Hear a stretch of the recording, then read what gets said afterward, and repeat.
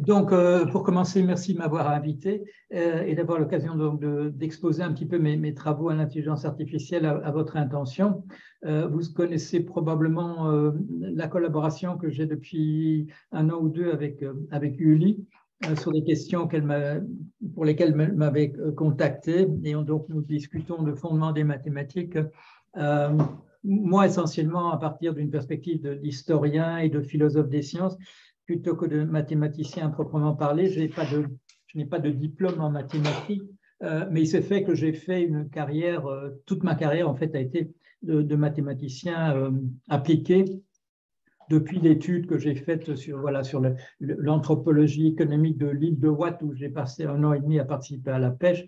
Ensuite, quand j'ai eu une carrière de 18 ans dans la finance, dans la banque, où on m'avait fait venir parce que à une époque, je travaillais donc dans le domaine de l'intelligence artificielle. C'était une période assez lointaine, c'était de 87 à 90. Mais il s'est fait récemment, c'était, je dirais, il y a à peu près 2 ans, qu'on redécouvre les travaux que j'ai faits à l'époque, et en particulier dans un bouquin publié en Grande-Bretagne sur un peu l'historique des relations entre des modèles du fonctionnement de l'humain et de l'intelligence artificielle. On a eu l'amabilité de mettre un chapitre à propos du logiciel que j'avais mis au point, que j'avais rédigé en fait seul, parce que c'est un projet. J'étais au sein d'une équipe, c'était une équipe de British Telecom, qui se trouvait donc à Ipswich en Grande-Bretagne, où il y avait une des premières cellules, je dirais, de recherche en intelligence artificielle en Grande-Bretagne. Nous imaginions à l'époque que nous étions rémunérés par British Telecom, mais ce que nous avons découvert par la suite, quand on nous a appris qu'il n'y avait plus de financement pour ce que nous faisions, c'était que nous travaillions en fait pour l'armée, pour la RAF, la fameuse Royal Air Force. Et le projet à l'époque, c'était l'idée, c'est une idée assez banale et puis ça s'est fait depuis, c'est donc que les utilisateurs, les usagers appelleraient British Telecom, poseraient des questions et il y aurait un robot qui comprendrait les questions et qui répondrait. En fait, le véritable projet, c'était un projet ce sur quoi on travaille, ce sur quoi ceux qui nous commanditaient ce travail travaillaient eux, c'était l'idée de l'interaction dans le cockpit d'un avion de chasse entre le pilote et la machine. On était encore très impressionné à l'époque par le fameux film Odyssée de l'espace, où vous le savez, qui se termine par un véritable duel entre la fusée, représentée par son ordinateur, et puis dont on comprend, c'est le final du film, si vous l'avez vu, qu'en réalité, la mission n'a pas été confiée aux êtres humains, elle a été confiée à la machine qui paraissait au concepteur de la mission vers Jupiter plus fiable que les êtres humains. Et donc, on travaille sur un projet de ce type-là. L'originalité de mon approche dans ce système qui s'appelait ANELA, je vais vous dire ce que ça veut dire. L'originalité de mon approche, c'est qu'à l'époque, je me formais comme psychanalyste. Et quand on a parlé de comment simuler un être humain, moi, j'ai pensé tout de suite à la conception de la psychanalyse et pas celle de ce qu'on appelait à l'époque, ça apparaissait sous ce nom de sciences cognitives. J'ai regardé, bien entendu, ce qui se faisait, mais je me suis dit que le modèle d'une sorte d'interaction entre ce qu'on appelle un ça, une partie inconsciente, un moi conscient et un surmoi qui est une sorte de système expert qui met en place des règles de type éthique, que le modèle était sans doute plus payant que celui qu'on utilisait.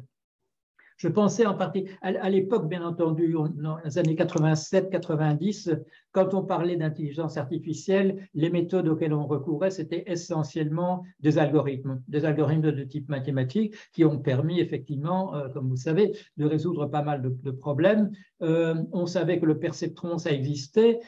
C'était le tout début du retour du connexionnisme avec les travaux de McClelland et Rumerhart. On se disait qu'on allait faire des choses comme cela.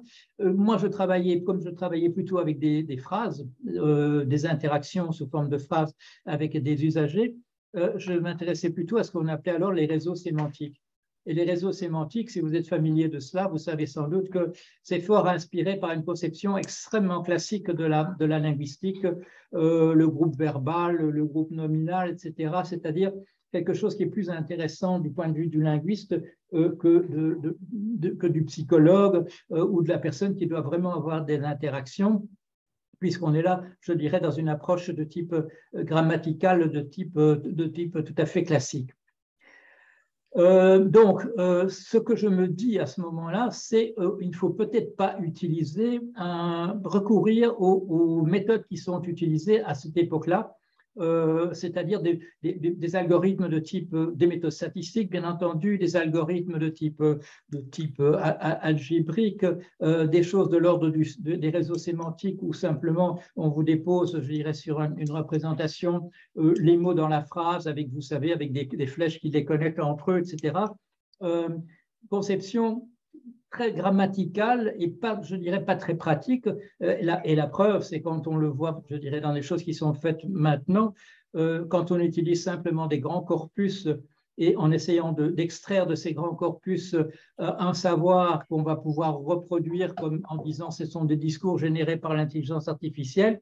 La difficulté là, c'est qu'il n'y a pas de réflexion derrière cela. Ce sont des raisonnements de type purement statistique. Quelle est la probabilité que derrière tel mot va apparaître tel mot? Alors, bien sûr, on peut sophistiquer ça et ça peut produire, je dirais, ces discours qui sont à ce point, je dirais, convaincants du point de vue de l'humain qu'un chercheur récemment, vous êtes au courant de ça, s'est convaincu qu'il voyait une conscience à l'intérieur dans l'interaction qu'il avait avec la machine, mais en même temps, et on le sait sur d'autres exemples, des systèmes qu'on peut très facilement induire en erreur. Des systèmes, je voyais un paysage engendré par une intelligence artificielle. On me montrait ça hier, on me disait c'est quand même formidable, etc. Oui, mais il y a un certain nombre de choses élémentaires qu'on a oublié de dire à la machine qui représentent 3 soleils dans la même représentation, et ce n'est pas du Van Gogh, c'est manifestement une erreur de la machine. On ne lui a pas dit, on lui a dit qu'elle pouvait prendre des tas de tableaux, elle a trouvé des soleils très beaux à 3 endroits différents, et elle vous produit un tableau avec 3 soleils différents. Un manque de ce qu'on appelle de sens commun ou d'une intelligence artificielle générale. Bon, je reviens un moment à mon projet. On a appelé ça ANELA. C'est un de mes collègues qui, en regardant ce que je faisais, a trouvé un très bel acronyme, ANELA, Associative Network with Emergent Logical and Learning Abilities. J'étais très content parce que c'était vraiment une description, je dirais, quasi parfaite de ce que je faisais. Réseau associatif avec émergence d'une capacité à l'apprentissage et logique. Voilà. Qu'est-ce que ça veut dire? Ça veut dire que le système avait été fait de telle manière qu'on voyait, sans que des règles aient été inscrites dans le système, on voyait apparaître des principes d'apprentissage et une logique émergente. Pour expliquer ce que je veux dire par logique émergente, c'est la chose suivante. Ce qui m'avait fait réfléchir à cette époque-là, c'était les travaux d'un psychologue qui s'appelle Johnson Laird. Donc Johnson-Laird, qui avait écrit un livre sur la logique, mais qui était, je dirais, une sorte d'étude empirique de la logique. Il avait essayé de faire de la logique avec des sujets, avec des gens, comme dans des laboratoires de psychologie. Il avait voulu faire de la logique. Et il avait découvert une chose que sur laquelle Lewis Carroll avait déjà attiré l'attention dans son fameux petit ouvrage qui s'appelle Logique sans peine, que vous connaissez peut-être. Bon, c'était signé à l'époque, évidemment, pas de son pseudo de quelqu'un qui écrit des contes pour enfants, mais du logicien qu'il était à l'université d'Oxford, et donc il signait donc M. Dodson. Mais il a fait ce fameux petit livre que vous connaissez sans doute, où, avec des exemples, sachant que certains poulets connaissent l'anglais et qu'un certain nombre de lions savent jouer du violon, et sachant que l'un et l'autre sont des félidés, est-ce qu'on peut en tirer quelque chose? Bon. Et ce qu'il montrait, c'est ce que nous savons, c'est que quand on parle de lions jouant du violon ou de poulets parlant l'anglais, nous sommes perdus. Nous sommes perdus. Et en fait, ce qu'il montrait, c'est que des règles de logique extrêmement simples que nous pouvons appliquer dans tous les cas, intuitivement, sans être des logiciens, ça ne marche pas quand le sens va à rebrousse-poil. Quand le sens n'est pas là, nous n'y arrivons pas. Par contre, quand le sens est là, nous pouvons produire, je dirais de manière sans difficulté, des figures de logique qui sont par exemple des constructions de syllogismes un peu compliquées, qui ne posent aucun problème, parce que le sens suit, parce que le sens est là. Et il attirait l'attention sur le fait suivant, c'est que, à l'opposé par exemple de gens comme Chomsky avec sa grammaire générative en linguistique, nous n'avons probablement pas les règles de logique inscrites véritablement dans notre tête. C'est probablement qu'elles nous viennent, quand nous voyons le monde tel qu'il est, elles nous viennent de manière naturelle. Et la preuve, la contre-épreuve, bien entendu, c'est quand on nous donne des exemples en fait assez simples, mais où il est question de poulet connaissant l'anglais ou de lion jouant au violon, nous sommes absolument perdus. Nous ne savons pas le faire. Et ce qui apparaissait dans mon système assez rapidement, c'était qu'effectivement, le système faisait de la logique sans que des règles logiques aient été inscrites à l'intérieur de lui-même. Comment est-ce possible? En fait, de la même manière que John Sollert l'avait décrit. Et c'est quoi donc ce moteur qui permet que le sens émerge sans difficulté pour nous quand on parle d'objets qui sont connectés dans le monde réel d'une telle et telle manière? C'est le fait qu'il y a derrière tout cela, il y a des émotions. Quand nous sommes en train de parler de poulets qui parlent l'anglais, nous résistons à cela. Quand on nous parle de lion jouant au violon, nous résistons à cela. Et c'est cette résistance qui nous fait que nous n'arrivons pas à produire même des figures du syllogisme extrêmement simples. Par contre, quand le sens coule dans le bon sens, eh bien, nous n'avons aucune difficulté à faire même, je dirais, des figures, appliquer des règles logiques assez compliquées. Pourquoi? C'est l'émotion. C'est l'émotion qui nous permet d'aller dans le bon sens et c'est l'émotion qui nous empêche, quand le sens n'est pas là, quand la signification n'est pas là, nous empêche d'aller dans la bonne direction. Alors, je me trouve, comme beaucoup de gens à l'époque, et comme on se retrouve encore maintenant, devant un choix, utiliser des méthodes mathématiques, je dirais extrêmement, très au point, très sophistiquées, m'intéresser à des théories psychologiques très, très sophistiquées également, à des théories linguistiques très, très sophistiquées ou non, ou bien essayer de tirer parti d'un certain savoir qui s'est inscrit dans la psychanalyse et qui est un savoir empirique. On dit toujours, oui, ce n'est pas scientifique. Oui, effectivement, ce n'est pas scientifique, c'est empirique. C'est un truc qui marche. Voilà, c'est un truc qui ne marche pas. Et avec un mauvais psychanalyste, bien entendu, ça ne marche pas. Avec une bonne psychanalyste, ça peut marcher. Pourquoi? Parce qu'on fait appel à l'affect. On appelle ça le transfert en psychanalyse. On fait appel à l'émotion. Donc, mon idée, au moment où on me propose donc de faire ce travail en intelligence artificielle, je dis en 2 mots comment ça se fait, parce que je n'ai pas de formation en intelligence artificielle. Je me trouve, c'était un colloque à Bordeaux, on était en 87, et il y a un monsieur qui m'aborde parce qu'il m'a entendu parler dans les couloirs, il m'a entendu intervenir à poser des questions de la salle dans un domaine dont je ne suis pas un spécialiste, et il me dit, rejoignez notre équipe à Ipswich, nous lançons une équipe d'intelligence artificielle, et je lui dis, mais je ne sais pas du tout mon domaine, et il dit, à nous non plus, vous le savez bien, il n'y a pas à l'époque, il n'y a absolument personne qui a un diplôme en intelligence artificielle, d'où que ce soit, la discipline, le secteur est récent, et donc je commence à travailler là.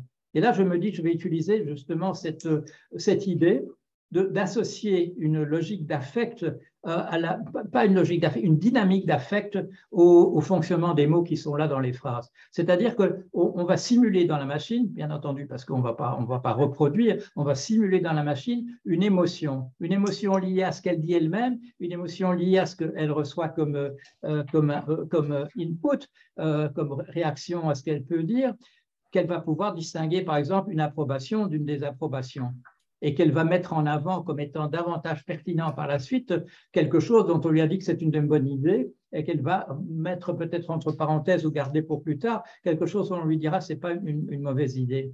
Et vous voyez tout de suite ce que ça permet d'une approche de ce type-là par rapport aux approches classiques. Vous connaissez sans doute l'exemple de Tai, c'est donc pour Thinking About You, un logiciel de Microsoft qu'on a tenté de faire fonctionner en 2017. Ça avait fonctionné très bien dans une version chinoise qui avait fonctionné en Chine, produite également par Microsoft.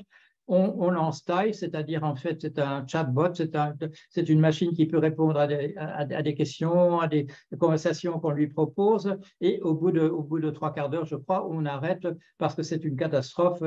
Taille est devenu raciste, est devenu misogyne, est devenu sexiste de telle et telle manière, tout ce qui est de l'ordre du politiquement incorrect, elle le dit. Quand on la relance un peu plus tard, elle dit « je suis en train de fumer de la marijuana devant la police à leur insu », on arrête entièrement l'expérience. Pourquoi? Qu'est-ce qui s'était passé? Bien entendu, des mauvais plaisants s'étaient dit on va la rendre assez rapidement raciste, on va assez rapidement l'en faire une droguée, des choses de cet ordre-là, parce qu'il n'y avait pas rien dans la machine qui lui permettait de reconnaître des choses de cet ordre-là.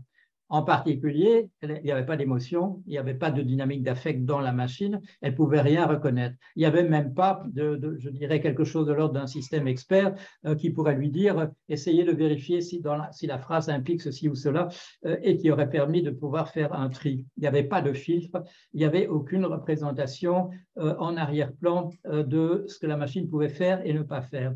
Ce qui est paradoxal, bien entendu, c'est qu'on est en 2017.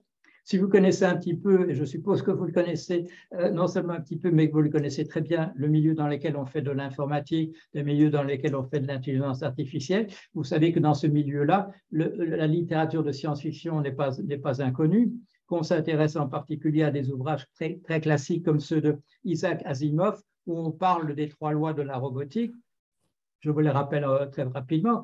Donc, une machine ne doit pas mettre en danger un être humain. Deuxième loi, la machine ne doit suivre les ordres que lui donnent les êtres humains, sauf si elle va à ce moment-là à l'encontre de la première règle. Et troisième règle, elle doit se protéger elle-même, sauf si faisant cela, elle va à l'encontre de la seconde et de la première règle.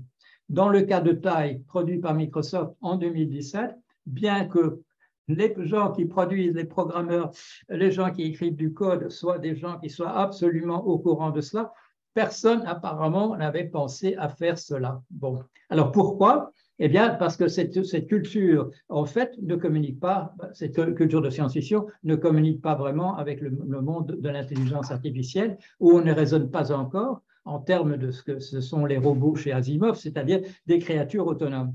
Des créatures autonomes, responsables et qui doivent, par un simple calcul intérieur, sans consulter de l'extérieur, sans demander l'avis d'un être humain, qui doivent pouvoir se conduire de manière autonome. Or, c'était ça, taille. Ça devait être quelque chose qui fonctionnait de manière autonome. On n'avait pas fait le rapprochement entre les deux. Alors, la question se pose, comment faire pour qu'une machine sache en réalité absolument tout ce qu'il faut qu'un être humain sache sur le monde autour de soi? Et ça, c'est donc cette question qu'on appelle la question d'une intelligence générale artificielle, par opposition aux intelligences artificielles que l'on produit maintenant et qui sont toutes spécialisées dans un domaine particulier. Bien entendu, quand quelqu'un avait dit « oui, mais cette machine qui joue aux échecs, elle ne peut pas en même temps me verser du café », et bien entendu, un petit plaisantin a très rapidement fait une machine qui pouvait jouer aux échecs et servir de café en même temps. Ce n'est pas compliqué. Mais ce n'est pas ça qu'on appelle, bien entendu, une intelligence générale artificielle. Ce n'est pas de faire communiquer des tas d'intelligences spécifiques et d'en faire une qui, de manière séparée, sait bien jouer aux échecs et en même temps être champion du jeu de Go ou au poker ou des choses de cet ordre-là, en les combinant. Ce n'est pas une machine qu'on met devant un jeu, ça on n'a pas encore, qu'on met devant un jeu et elle va comprendre automatiquement de quoi il s'agit. Encore que, maintenant, vous le savez, on est passé fort d'apprentissage dirigé. On montrait à la machine, par exemple, des parties qui avaient été gagnées et perdues par des êtres humains. Maintenant, on fait le plus souvent, comme par exemple dans le cas de AlphaGo, on fait jouer la machine contre elle-même en l'ayant simplement instruite du point de vue des règles, et elle apprend en jouant contre très fort, c'est-à-dire elle-même aux différents stades de son perfectionnement dans cette approche. Alors, voilà donc le problème qui se posait au départ et que j'ai résolu moi en faisant ce logiciel Anela, dont je vous ai dit, ce que ça représentait. J'ai fait ça dans le cadre donc de British Telecom. Ils étaient extrêmement contents de ce que j'avais fait. Le projet s'est arrêté pour une raison simplement de budget qui n'a pas pu être renouvelé. La raison était banale. On nous parle souvent, bien sûr, d'hiver, de l'intelligence artificielle. Quand on parle de différents hivers ou d'automne de l'intelligence artificielle, on met entre parenthèses des choses que les chercheurs à l'époque connaissaient en fait très bien. C'était le fait que tout ça dépendait fort des budgets dont on disposait.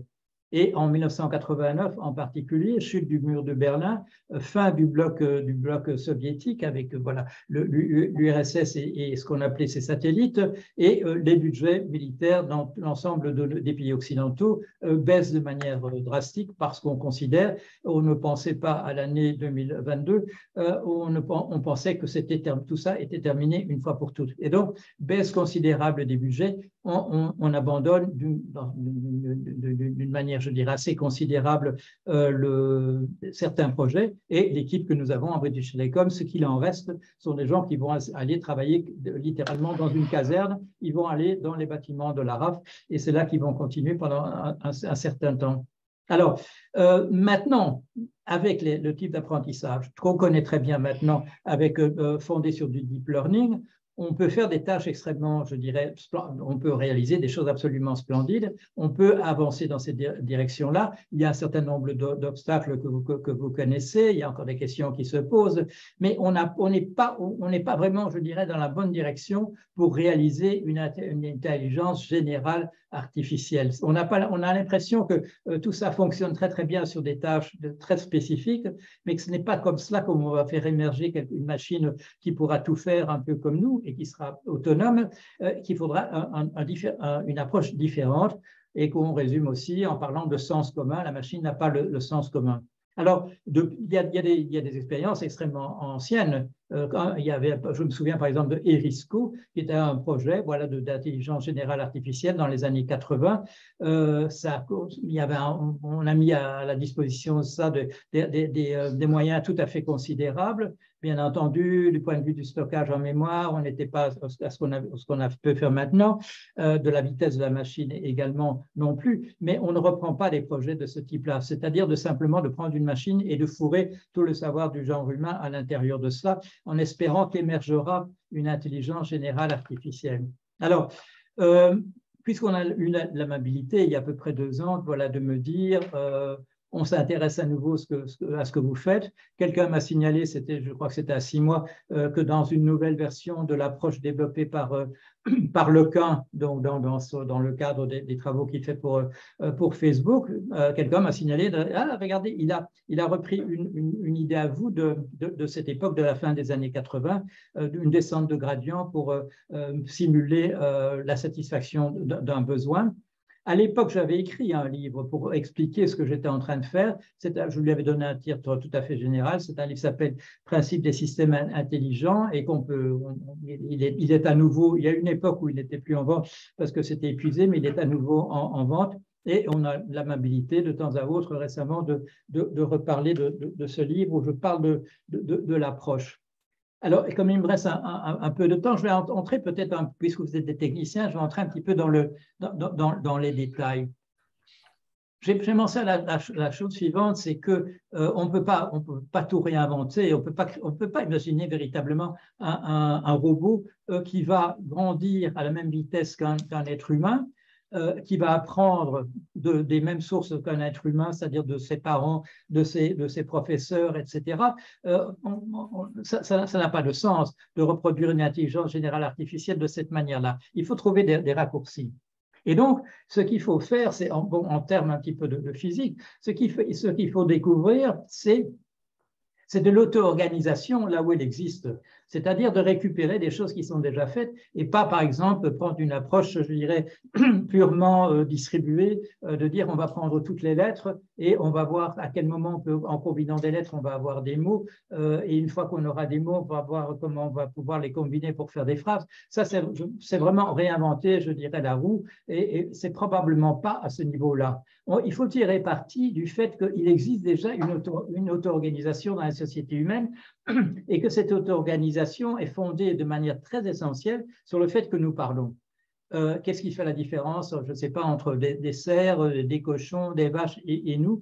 Une différence essentielle, c'est que nous avons construit des civilisations, ce que ces animaux-là n'ont pas pu faire parce qu'ils ne disposaient pas d'une langue. Pourquoi? Parce qu'une langue permet d'inscrire un savoir. Ce savoir, on peut aussi l'inscrire par l'écriture quelque part. On peut le retrouver plus tard. Nous retrouvons maintenant des tablettes voilà, à Babylone qui datent de plusieurs milliers d'années. Et si l'on se remet à comprendre cette écriture, on peut comprendre ce qui a été écrit. Il y a un savoir là qui n'a pas été perdu. Si on pense aux êtres humains en termes d'auto-organisation, il y a un outil formidable qui est déjà là, avec tout un savoir inscrit, c'est la langue. C'est la langue, chacune des langues d'ailleurs, qui fonctionne en autonomie, à moins que, bien entendu, comme c'est le cas maintenant, on introduise énormément de mots d'une autre langue à l'intérieur d'une langue qu'on utilise. Mais il y a là tout un savoir. Où est-ce que ce savoir est déposé? Il était déposé autrefois dans les dictionnaires, dans des encyclopédies. On se le trouve maintenant sur Wikipédia. Et on peut effectivement dire à la machine, apprends tout ce qui se trouve dans Wikipédia. Comment est-ce qu'elle va faire? Eh bien, elle va utiliser une définition. On lui aura donné, je dirais, un outil au départ de comprendre quelques mots. Et il y aura dans cette définition des mots qu'elle ne comprend pas. Elle ira faire comme l'enfant à qui il y a une encyclopédie, les mots qu'il n'a pas compris dans la phrase qu'il vient de lire, il va chercher la définition de ces autres mots et je dirais de proche en proche, on arrive à se constituer véritablement un savoir en réseau. La différence entre une machine qui le fait et un être humain, c'est les émotions. Voilà, c'est les émotions de l'être humain qui a une expérience dans la vie, qui va procurer de manière automatique des émotions. Nous avons des émotions qui sont simplement liées au plaisir. Quand nous mangeons quelque chose de bon, c'est plus agréable que quand nous mangeons quelque chose de mauvais. Il y a des satisfactions qui nous viennent de telle et telle manière. Nous aimons bien qu'on nous complimente ou qu'on nous félicite et nous n'aimons pas qu'on nous réprimande, etc. Si l'on fait entrer un savoir de la machine, un savoir encyclopédique de cette manière-là, si on veut qu'il puisse le reproduire d'une manière qui soit pertinente, il faut qu'il sache ce qui est important là-dedans, ce qui est essentiel, ce qui est accessoire, ce qui est valorisé par les autres et ce qui ne l'est pas. Et donc, ce que j'avais fait dans mon système, c'est-à-dire qu'une mémoire se constituait, mais à la manière dont le fait un être humain. C'est-à-dire qu'il y avait un mot au départ, et le mot au départ, c'était maman. Bon. Et petit à petit, l'enfant allait connecter à maman des mots comme père, comme frère, comme sœur, comme lait, manger, etc. Parce qu'il y a des besoins. Et ces besoins doivent être satisfaits. Il faut dormir, il faut faire pipi, il faut faire caca, il faut manger, il faut boire, il faut dormir quand on est fatigué. On peut avoir envie de copuler et ça, on le fait dans la vie aussi. Et on cherche le partenaire pour pouvoir le faire. C'est comme ça que nous apprenons la vie. Alors, si nous voulons donner un savoir de sens commun, c'est comme ça qu'il nous vient. Nous ne sommes pas assis à l'école et on dit, voilà, on va vous donner le savoir de sens commun. Le savoir de sens commun, nous l'acquérons essentiellement en interaction dans la vie avec d'autres êtres humains et en essayant de satisfaire ces besoins qui sont les nôtres. Voilà le point de départ. Et ce que j'avais fait donc dans mon système année-là, c'était donc, il y avait au départ, il y avait un mot maman, et aussitôt, à l'intérieur du système, se mettait quelque chose de l'ordre d'une dynamique qui était une dynamique d'apprentissage. Donc, on peut dire qu'elle était émergente parce que chaque fois qu'un mot apparaissait qui n'était pas connu par la machine, ce mot avait une valeur d'affect de 0. La machine voulait le placer quelque part et poser la question, je ne connais pas ce mot, est-ce que je peux le rattacher à quelque chose que je connais déjà? C'est exactement ce que les enfants font quand ils disent « je ne sais pas ça, est-ce que tu peux m'expliquer ?» Et les parents savent, il faut expliquer en connectant cela à quelque chose de déjà connu. Mais la différence, comme je le disais, entre la machine et l'être humain, c'est que dans le cas de l'être humain, il y a des émotions qui sont associées à ça. Il y a des associations il y a des valeurs d'affect qui ont été associées à maman. Il y avait des valeurs d'affect qui ont été associées au fait de recevoir du lait quand on veut et de ne pas être content quand on ne le reçoit pas, et des choses de cet ordre-là. Il faut faire de cette manière-là. Et c'est ça qui permettait, en particulier à cette machine extrêmement simple au départ, quelques dizaines de milliers de lignes de programmation, d'apparaître très rapidement intelligente. Par exemple, je vous donne un exemple, si on demandait à la machine une chose et qu'on lui disait non, ce n'est pas tout à fait la réponse que j'attendais, ou bien que l'utilisateur ait une réaction, je dirais très tiède vis-à-vis de ce qui était produit, à aucun moment Anela n'avait envie de redire la même chose. Pourquoi? Parce que les valeurs d'affect avaient été diminuées à l'intérieur de la machine, automatiquement. On avait perçu qu'il y avait quelque chose qui devait être dévalorisé. Mais de manière similaire, plutôt parallèle, quand la machine parlait, elle savait que ce qu'elle avait dit, il ne fallait pas le répéter. Donc il y avait une dévalorisation de ce qui avait déjà été dit, non pas parce que ce n'était pas intéressant, mais parce que ça avait déjà été dit et que l'interlocuteur l'avait déjà reçu. Donc il y avait en parallèle deux systèmes. Les valeurs d'affect baissaient pendant qu'on parlait, et il y avait un moment où on se disait on n'a plus rien à dire. C'est comme quand on intervient dans une conférence, voilà, on intervient de la salle, on fait un certain nombre de phrases, et puis à un moment donné, ça s'arrête parce qu'on a dit ce qu'on avait envie de dire. Mais par ailleurs, parallèlement, au moment où une conversation s'achevait, les mots qui avaient été utilisés et ceux qui avaient été valorisés étaient remis à jour, leur valeur d'affect était remis à jour avec soit augmenté, soit diminué pour les conversations suivantes. Voilà. Et donc ça, c'était le principe de départ.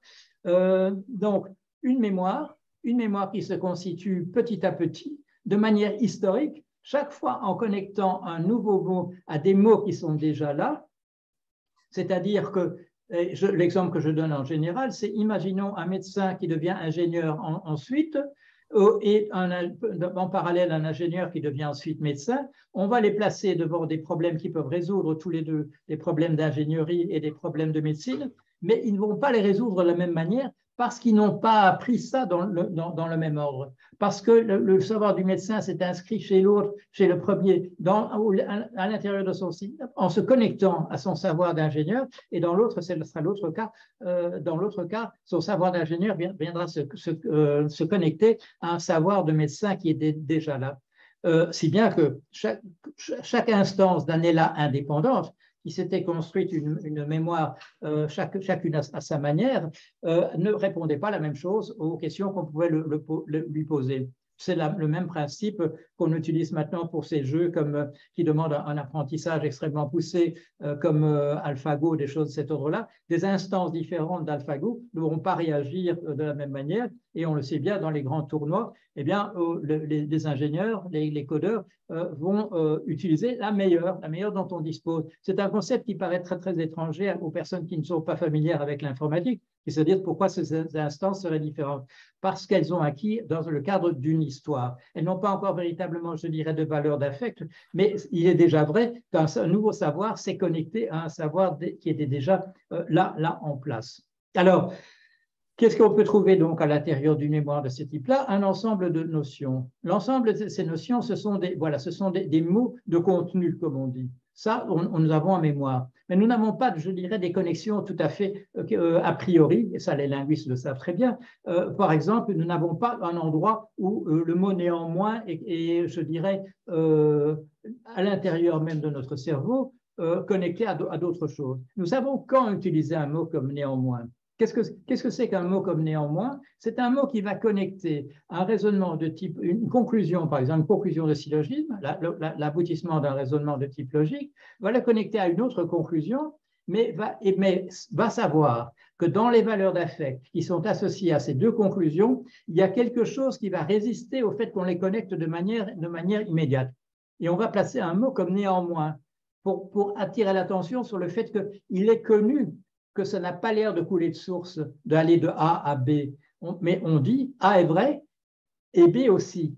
Mais comme il n'y a pas l'air, comme la connexion a l'air d'aller un peu à rebrousse-poil, on va mettre un mot comme néanmoins. C'est-à-dire que quand on va produire des phrases à partir de ces connexions qui sont faites à l'intérieur d'un système comme Manila, il faudra enrober. Il faudra l'enrober avec un certain nombre de choses, comme par exemple aussi des anaphores, des choses de cet ordre-là. Nous débrouillons extrêmement bien. La machine se débrouille très très mal avec les anaphores, je vais vous dire ce que c'est, et les êtres humains très très bien. C'est de dire il ou elle, celui-ci ou celui-là.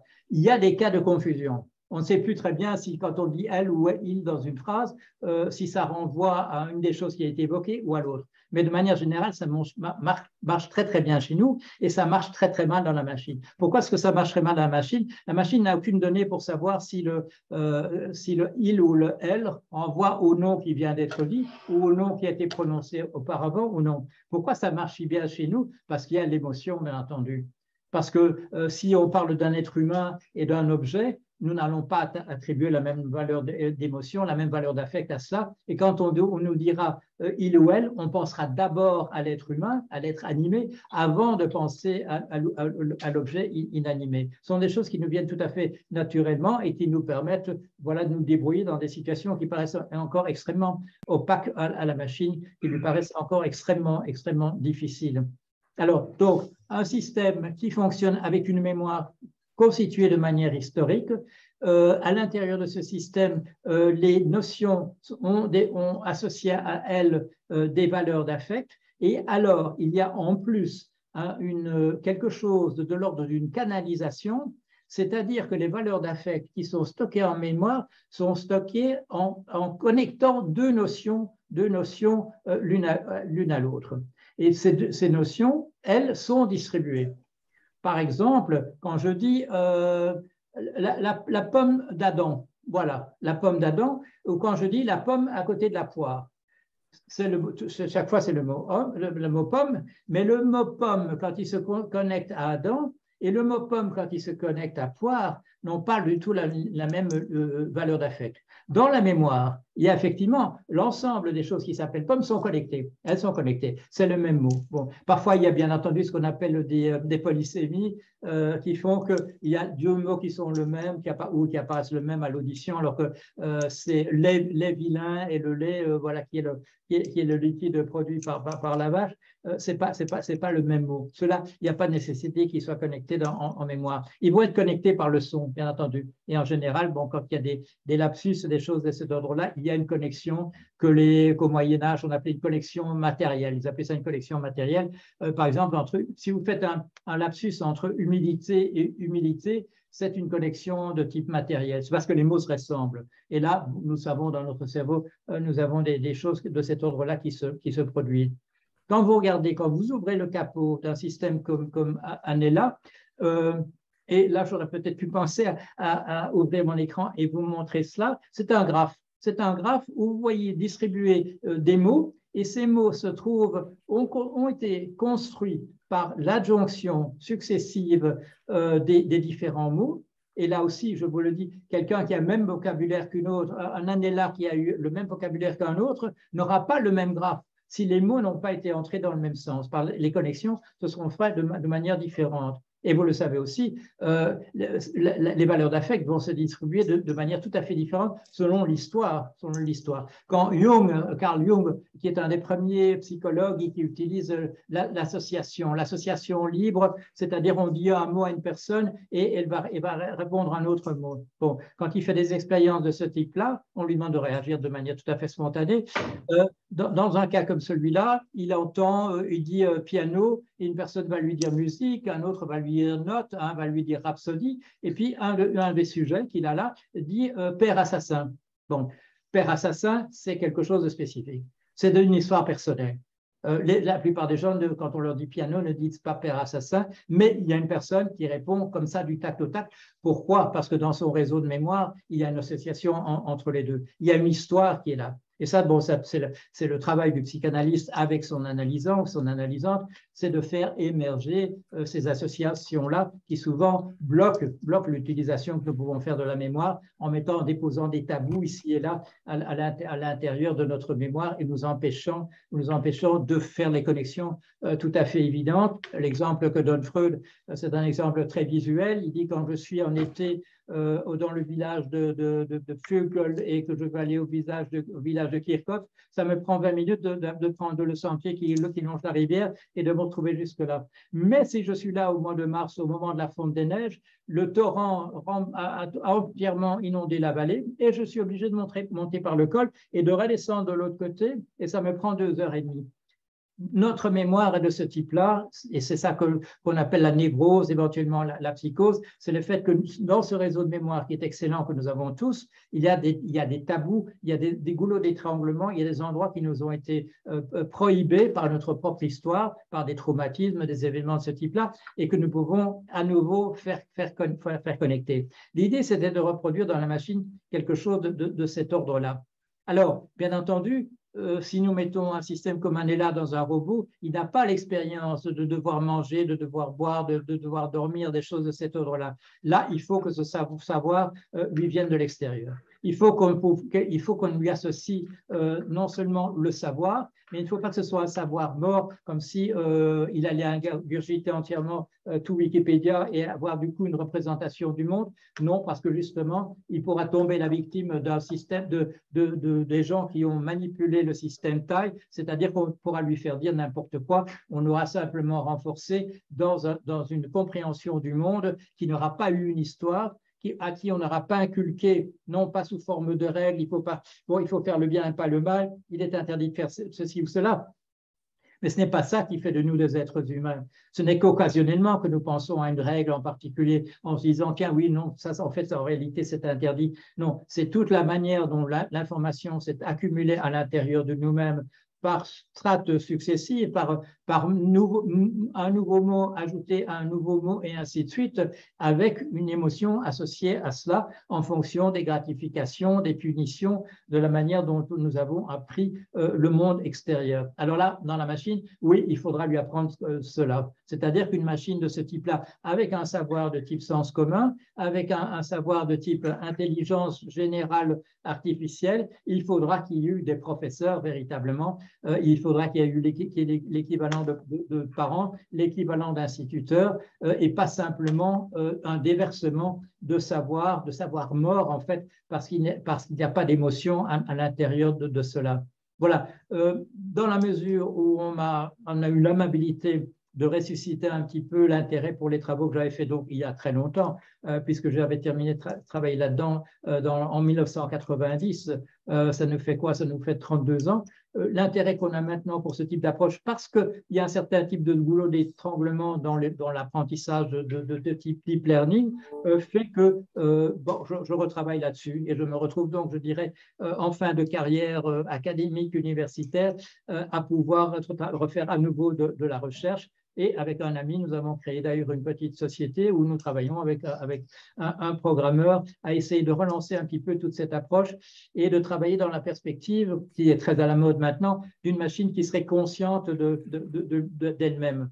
Alors, bien entendu, ce qu'on appelle conscience, dans le cas d'une machine, ce ne sera pas exactement ce qui se passe à l'intérieur de nous-mêmes, ce sera autre chose que cela. Mais bon, il y a des tas de, je dirais, il y a moyen avec un robot que le robot distingue, par exemple, les données que celui-ci produites par des capteurs intérieurs et des capteurs extérieurs, que la machine sache si c'est quelque chose qui vient d'elle-même, par exemple, comme la bonne ou la mauvaise humeur chez nous, ou si c'est quelque chose qui se trouve de manière objective dans le monde.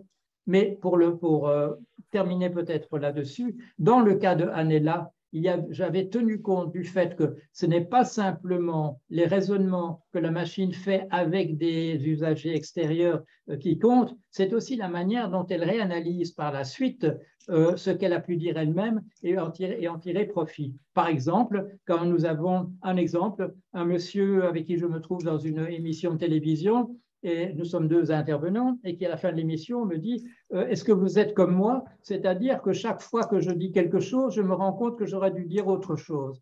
Et bon, je lui ai très poliment fait un grand sourire, je n'ai pas osé lui dire que non, ça ne m'arrive pas. Mais le fait est que nous traitons nous-mêmes l'information que nous entendons dire. Et dans son cas, le traitement était toujours négatif. Il a toujours l'impression qu'en réalité, ce n'est pas ça qu'il aurait dû dire, c'est ça comme ça que je l'ai compris. Mais nous travaillons comme cela aussi. Nous pouvons dire quelque chose qui vient, je dirais, de notre inconscient, où nous avons décidé de le dire, et tout à coup, nous avons honte parce que nous nous sommes rendus compte que ce n'est pas ça qu'il fallait dire. Et là, nous retraitons cette information de telle sorte que nous n'allons pas répéter ça dans une situation ultérieure. Nous n'avons pas envie d'avoir honte et nous réintégrons le fait que non seulement nous entendons ce que les autres disent, mais aussi que nous entendons ce que nous disons nous-mêmes. Et c'est une expérience que les gens qui sont en psychanalyse ont souvent, c'est de dire j'ai dit ça, mais je me demande pourquoi je l'ai dit. Ou je me suis entendu dire ça, c'est-à-dire qu'il y a un certain décalage, mais ce décalage fait qu'il y a une nouvelle information. J'ai dit ça alors que je n'avais pas l'intention de le dire, il faut que je le traite et dans ma mémoire ultérieure, cette information aura été intégrée. Alors j'ai promis de ne pas faire trop long, alors j'arrête, je dirais, dans les temps et pour vous permettre de poser des questions si vous le souhaitez. Très bien. Bien, merci beaucoup. Donc, je vais demander donc à nos collègues si vous avez des questions sur l'émotion et l'intelligence artificielle. Quelles sont vos émotions? Je peux commencer. Oui, bien sûr. Donc, Moustapha Mouadib, donc il travaille en roboticien. En robotique. Je vous remercie beaucoup pour cette présentation. Et en fait, j'aurais voulu savoir d'une manière un petit peu plus, disons, plus technique, plus précise, comment s'implémente en fait concrètement ce genre de système. Par exemple, la question donc des affects, comment les concrètement lier, comment les implémenter en fait? Oui, en fait, bon, la structure de mémoire, c'est donc un graphe orienté et étiqueté. Il est étiqueté par la valeur d'affect, il est étiqueté par le mot qui est associé et il y a effectivement une orientation. C'est-à-dire que ce qui apparaît en fait comme étant la logique qui émerge du système, c'est en fait une lecture de la topologie même du réseau. C'est-à-dire que j'ai tenu compte, et là c'est familier à Yuli, du fait que, m'étant intéressé aux langues de type chinois, je ne connais pas bien, mais je connais un petit peu de l'extérieur, ce qui m'avait frappé quand on met en parallèle la logique de type occidental et la logique qui a émergé en Chine, on s'aperçoit que la chose qui différencie essentiellement, c'est qu'il n'y a pas, dans Chine, il n'y a pas de raisonnement de type inclusif, d'inclusion. Les mammifères sont des vertébrés. Il n'y a pas non plus de relation du type antisymétrique, c'est-à-dire que le lion est un mammifère, mais ça ne veut pas dire tous les lions sont des mammifères, mais ça ne veut pas dire que tous les mammifères soient des lions. Une relation antisymétrique de ce type-là. Et ça m'était apparu parce que j'avais été intrigué en tant qu'anthropologue, qui est ma formation initiale, parce qu'on appelle l'effet qu'on appelait l'effet de mentalité primitive. Et je m'étais demandé, à cette époque-là, je bricolais avec du prologue, comment je ferais apparaître des phénomènes de type pensée primitive à l'intérieur en le programmant en prologue. Alors, il faut dire que de manière classique, ce qu'on appelait primitive, en fait, c'est le plus souvent des types de réflexions qui appartiennent justement à la sphère de la Chine archaïque, parce que les Européens n'ont pas reconnu ça et n'y ont pas compris grand-chose, on appelle ça archaïque. Et je me suis rendu compte donc ce qui faisait que la lecture, par exemple, voilà, un réseau de mémoire équivalent à celui que je produis pour Anela ne sera pas orienté. Parce que justement, dans la pensée chinoise, les réactions sont de la pensée archaïque chinoise, les connexions sont toujours des connexions de type symétrique. C'est-à-dire que chaque élément qui est proche d'un autre est automatiquement le signe d'un autre. Ce n'est jamais la cause d'un autre. La cause, bien entendu, est orientée. On va de la cause vers l'effet. Quand on vous dit qu'il y a simplement des juxtapositions entre choses, les relations sont automatiquement symétriques et on n'a pas d'effet de ce type-là. Et donc, le fait que le réseau soit orienté est important parce qu'il va permettre en particulier des parcours à l'intérieur. L'idée, c'est que qu'est-ce qui nous permet de tirer parti de l'auto-organisation de la langue? C'est de l'auto-organisation qui existe dans notre savoir, c'est l'existence de la langue avec les mots qui sont déjà connectés d'une certaine manière. Mais nous les connectons à titre individuel à l'intérieur même de notre réseau mnésique d'une certaine manière. Nous allons connecter pomme à Adam parce qu'il y a la pomme d'Adam, parce qu'il y a la pomme que Ève a donnée à Adam. Mais nous associons aussi les poires et les pommes par ailleurs parce qu'on les voit souvent dans un compotier ensemble, des choses de cet ordre-là. Donc, qu'est-ce que c'est que produire une phrase pour un système comme Anela? C'est un parcours sur le lexique. Le lexique est là et il faut simplement, le chat est sur le tapis, il faut aller du mot le au mot chat, du mot chat au mot est, du mot est au mot sur et du mot sur le et ensuite à tapis. C'est un parcours dans la langue, mais la langue est déjà là, avec des chenaux, non seulement avec des chenaux qui sont prédisposés, qui sont les définitions des mots, qui font que dans la définition d'un mot, vous ne trouvez pas tous les autres mots de la langue, vous n'en trouvez qu'un échantillon, vous n'en trouvez qu'un sous-ensemble extrêmement partiel.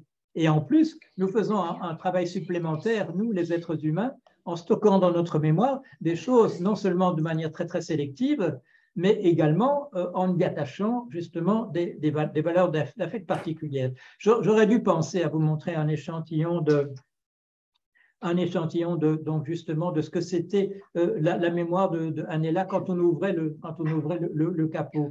Parce que ça fait des pelotes à certains endroits, il y a des archipels qui se constituent. Il y avait même, j'avais pu constater par exemple, il y a quelque chose qui est parasitoire, qui couvre. Il y a quelque chose qui couvre fort ma voix, je ne sais pas ce que c'est. C'est Corinne. Ah, pardon. Corinne. Ça, c'est parce qu'on cherchait un truc. Oui, parce que Paul, tu as un chemin, enfin, une chose comme ça, pour montrer. Oui, d'accord. Je vais voir. J'ai eu en fait retrouvé vos slides. Ah, là, d'accord. Sur votre blog, c'est pour ça on est en train de chercher ça en fait. Ah oui, d'accord, je vais peut-être le trouver assez facilement moi-même. Voilà. Bon, je vais partager l'écran parce que je l'ai retrouvé en fait assez rapidement. Alors, partage d'écran. Partager. Ou sinon, on peut.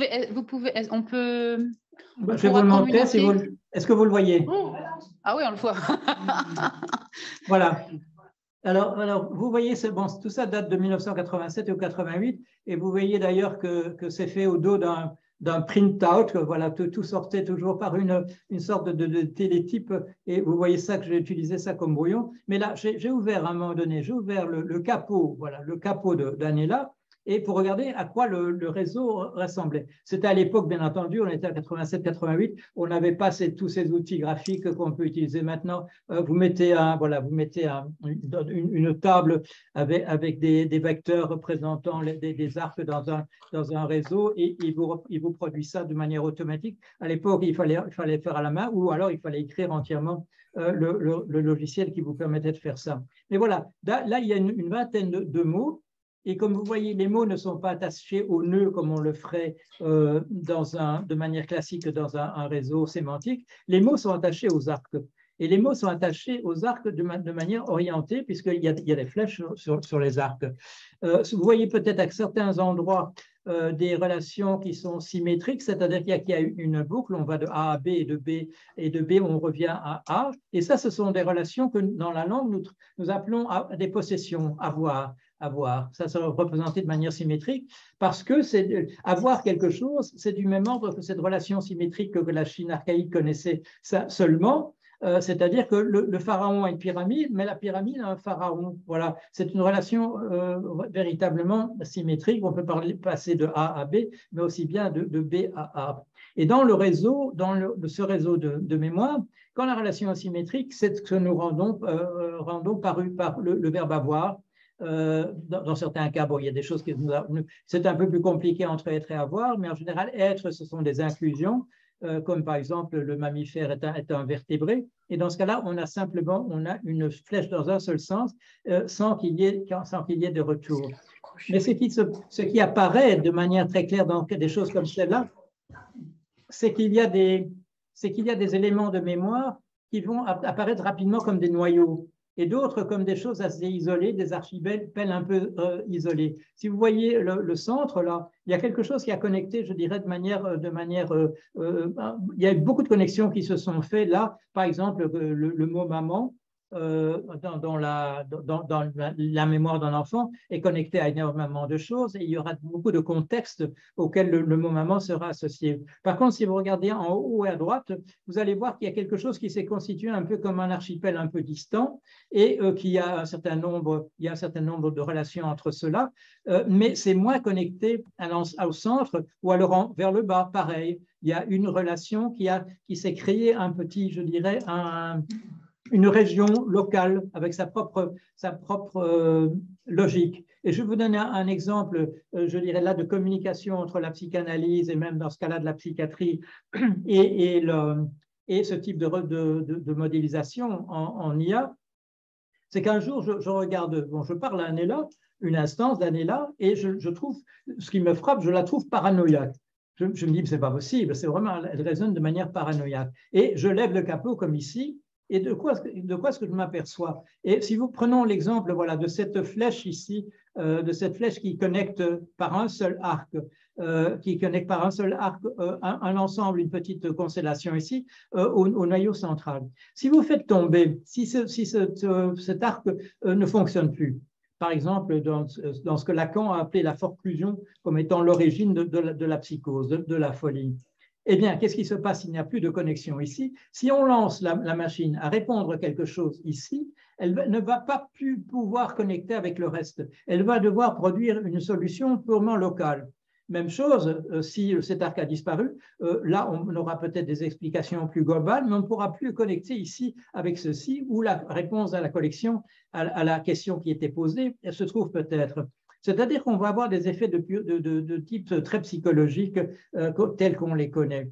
La machine va obtenir très rapidement un caractère, si vous voulez, et il pourrait y avoir des effets de névrose. Par exemple, si ces deux arcs ici sont difficiles à parcourir, eh bien, il sera difficile pour une question qui est posée à cet endroit-ci de parvenir à là pour la réponse. Aussi, c'est carrément coupé comme là, on n'arrivera jamais ici. Et on aura le sentiment que la machine ne cherche midi à 14 heures, elle n'arrive pas à trouver que la réponse en réalité est là, ce qu'une descente de gradient à l'intérieur du réseau comme mode de lecture, en passant, je dirais, d'une valeur d'affect 7 à 6, puis une autre à 5, etc., de 4, 3, 2, 1, 0, aurait permis de le faire. Alors, bien entendu, on n'a pas beaucoup de temps et je dois répondre assez vite à des questions comme celles que vous me posez, mais j'espère avoir au moins donné une indication comme réponse à votre question. Corinne, est-ce que je pourrais poser une question? Bien sûr, Jacques. Alors, en fait, effectivement, d'abord, je trouve très intéressant l'approche de Paul Jorion, en particulier la modélisation par des graphes orientés, comme vous pouvez l'imaginer. Donc, c'est vraiment un travail de chercheur. Il y a un autre aspect intéressant, en fait, c'est de faire venir des connaissances d'autres domaines, comme par exemple la psychanalyse. Donc, il y a un vrai travail de chercheur. Par contre, j'ai une question un peu plus fondamentale, en commençant par un commentaire général. En fait, l'IA actuellement est un mot valise. Derrière, chacun met ce qu'il a envie d'y mettre. À l'origine, l'IA, les gens pensent à ce qu'on appelle l'IA forte, c'est-à-dire la capacité de modéliser d'une certaine façon le fonctionnement du cerveau humain dans le cas général. Or, toute l'IA dont moi, je ne suis pas du tout un spécialiste de l'IA, mais toute l'IA dont j'entends parler, c'est une IA faible. Si je parle par exemple d'AlphaGo, c'est jamais juste des outils pour qui sont des problèmes combinatoires que l'on résout maintenant parce qu'on a des puissances de machines de plus en plus fortes et des bases et des tailles de données de plus en plus grandes. De même, le deep learning, c'est juste une vieille méthode bien ancienne qui est basée sur des outils statistiques pour approximer des fonctions par des méthodes essentiellement de moindre carré. Et donc, cette IA est devenue performante parce que les machines sont devenues de plus en plus performantes. Alors, par ailleurs, si je regarde un peu ce que fait la nature, ben, toutes les inventions humaines sont extrêmement limitées si on les met en face de l'invention de cette nature dans chaque domaine, que ce soit, par exemple, pour fabriquer des matériaux 1000 fois plus puissants.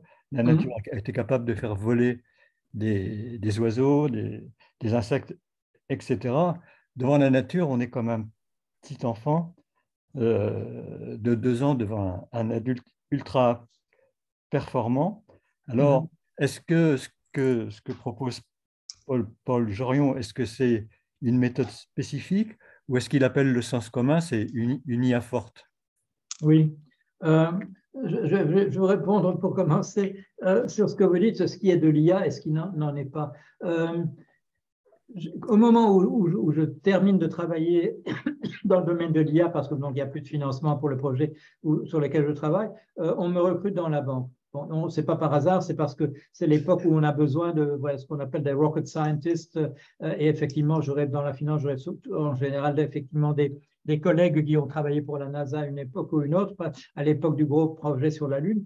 Et quand on me pose la question, voilà, en 2008, comme beaucoup de gens, je quitte la finance parce que je travaillais dans le domaine des subprimes et ce domaine n'existe plus, et qu'on m'interroge sur l'IA et ce que j'ai pu faire en finance, je dis, on m'a fait venir comme spécialiste de l'IA en finance, et le fait est qu'en 18 ans de finance, je n'ai jamais utilisé la moindre technique d'intelligence artificielle. J'ai utilisé énormément de l'optimisation. J'ai utilisé pour l'achat et la vente le modèle biologique de Lotka et Volterra. J'ai utilisé pour la vie d'un prêt immobilier. J'ai utilisé des études sur la survie qui combinent de la probabilité, des statistiques et de la combinatoire, et des choses comme ça. Et je me retrouve, c'est l'année dernière, je suis invité à faire partie d'un comité d'éthique sur l'IA et la finance, et je m'aperçois que tout ce que j'ai fait en finance et dont j'ai dit que ce n'était pas de l'IA, maintenant ça a été rebaptisé IA a posteriori, c'est-à-dire que oui, qu'est-ce qu'il y a de l'IA, qu'est-ce qui n'est pas. Toutes les méthodes qu'on utilise sont des méthodes de type mathématique qu'on peut relier d'abord à ce qu'elles sont en tant qu'outils. Quand on parle d'intelligence artificielle, comme vous le dites très bien, c'est par rapport à un objectif, c'est par rapport à reproduire quelque chose. Quand on dit ce chien-là est stupide et celui-là est intelligent, nous renvoyons à quelque chose. Nous savons ce que nous voulons dire en disant que ce chien-là est plus intelligent que l'autre. Et c'est des notions comme ça que nous renvoyons, effectivement. Mais quand nous pensons à une intelligence qui serait celle de la nôtre, c'est une intelligence extrêmement versatile qui en fait utilise, si on doit la modéliser, effectivement, des tas de modèles qui sont d'ordre absolument différents. Nous faisons des probabilités conditionnelles quand nous faisons ceci ou cela. Nous employons peut-être de la logique floue quand nous faisons ceci ou cela. Là aussi, nous avons en fait des outils extrêmement différents, mais peut-être pas au sens, mais avec le bémol que j'avais dit tout à l'heure, c'est-à-dire que nous faisons de la logique spontanément, mais quand on essaye de voir si en appliquant purement et simplement des règles de logique, les êtres humains y arrivent, non, les exemples de Lewis Carroll, que quand le sens va à rebrousse-poil, nous n'y arrivons pas. Nous faisons des choses qui sont probablement de l'ordre, pourquoi? Parce que les données sont elles-mêmes distribuées, il y a des processus émergents qui font apparaître des choses ici ou là en surface. Alors, oui, faire de l'intelligence artificielle par rapport à une idée finalement assez vague de ce que c'est l'intelligence, c'est un travail de tâtonnement, de la même manière que quand on nous dit est-ce qu'il faudra la conscience dans un robot pour qu'il soit véritablement intelligent comme nous, dans la mesure où on n'est encore nulle part à définir exactement ce qu'est la conscience et quels seraient les mécanismes profonds de la conscience, bien entendu que non. Donc, il y a un dialogue entre la société et ce qu'elle appelle de manière intuitive intelligence et ce qu'on arrive à faire, nous, par des méthodes qui nécessairement sont des méthodes de type mathématique pour mettre les choses je dirais, en application.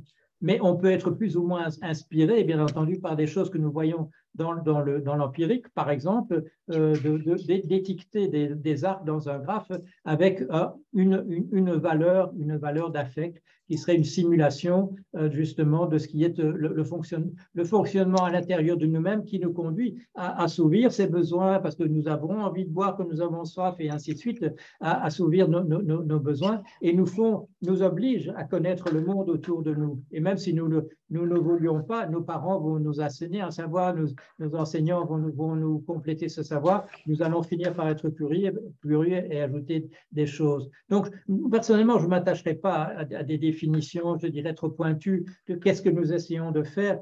Disons que quand nous disons que nous essayons de simuler l'humain et en particulier son caractère versatile ou opportuniste, comme disent les biologistes quand ils parlent de cela, le fait que devant l'obstacle, nous n'allons pas rester calés devant l'obstacle, nous n'allons pas comme la mouche qui va rester collée à la vitre parce qu'elle ne concevra jamais qu'il y a quelque chose en verre, qu'il y ait quelque chose de transparent et dont il faudrait faire le tour, que nous allons faire comme le rat dans le labyrinthe, nous allons faire demi-tour, nous allons faire à d'autres niveaux, comme les gènes qui vont se recombiner selon des manières qui peuvent paraître intelligentes, simplement parce qu'il y a attraction et répulsion entre différents types de molécules.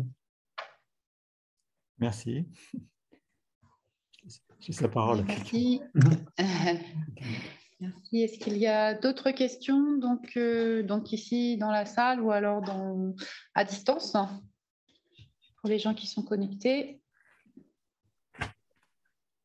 Non? Très bien, on vous remercie encore, Monsieur Jourion, pour cet exposé. Et puis, on vous souhaite une bonne fin de journée. Bravo. Merci. Merci à vous. Merci beaucoup. Voilà. Merci. Très bien.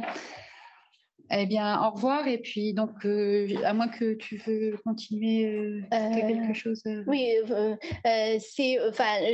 j'ai vu, Paul, tu as des slides plus concrets, plus détaillés concernant ce séminaire. Je peux partager à mes collègues. D'accord, oui, très volontiers, oui. Très volontiers. Mais, Bon, merci.